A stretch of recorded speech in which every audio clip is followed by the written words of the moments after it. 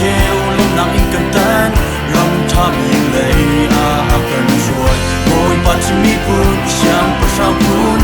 cần chuột tu bồi ba chu thân thái tu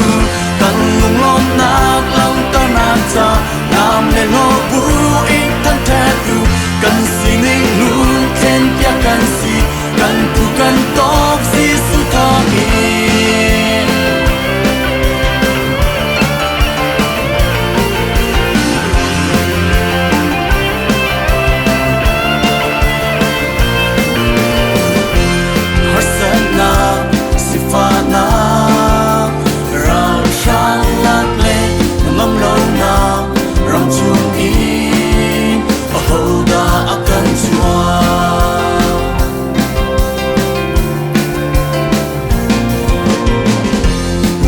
cũng lâu lung rê thấy vòng na hal in cần áo na go thấy ra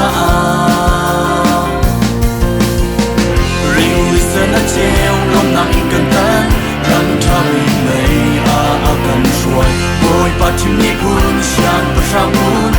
cần chuột tu bồi ba chu thân thân tu cần lung lom na lăng ta na cha làm lên lo bu in thân thân tu cần suy nghĩ luôn thêm kia cần gì cần thu cần tóc gì su thong in cần lung lom na lăng ta na cha làm lên lo bu in thân thân tu cần suy nghĩ luôn thêm kia cần gì cần thu cần tóc gì su thong in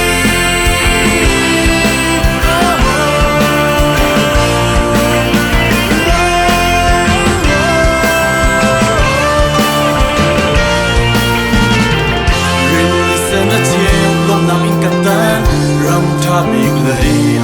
cần chuột bồi ba chim mi phun sang ba sang phun cần chuột tu bồi ba chu thân thân tu